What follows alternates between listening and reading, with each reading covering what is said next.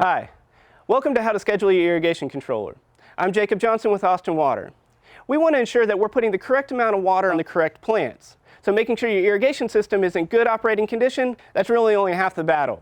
I'm here to show you how to set your irrigation controller and how to avoid common mistakes that people make throughout the season. We're going to look at a standard programmable controller. There are several manufacturers, and each of these manufacturers has different models. But most of these controllers have similar functions and capabilities. To set an automatic program, the controller needs to know what time to come on, what day to come on, and how long to run each station. But before we do that, we want to make sure we have the correct time and date set on the controller. Next on the controller, we want to tell it what time to come on. On most modern controllers, this is a program start time. It's very rare that you need to set a start time for each individual station. However, these controllers have multiple start time capabilities. So if we set 2 start times, it'll run that program twice. We can use that to our advantage by cutting our station times in half and running it twice in the morning. This will help with infiltration and decrease runoff. Next, we want to tell the controller what days to come on. Given Austin's water restrictions, let's stick to a calendar schedule. Finally, let's set the station times.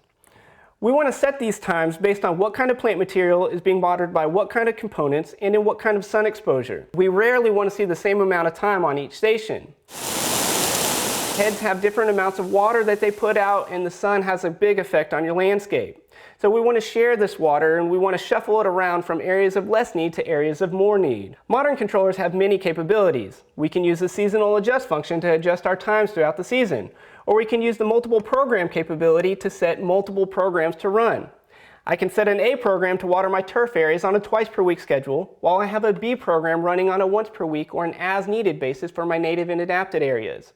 But be careful, if we set an A and a B program, the controller will run both of these programs. Now, we've spent a lot of time programming the controller to make sure it's running efficiently.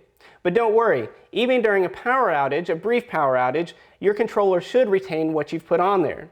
Older controllers will revert to a default memory, so you want to be careful with those after a power outage. Once we get this set, you're not done. We want to take advantage of conservation opportunities in the spring and the fall, and definitely in the wintertime when rainfall typically exceeds most plant materials needs in our region. I know this is a lot of information, but don't worry, you'll do fine. You can always give me a call. Done correctly, it's possible to practice outdoor water conservation and maintain a lush landscape. So when it comes to outdoor water use, be responsible. Make sure that maintaining your irrigation system along with the irrigation schedule becomes a regular task in your household.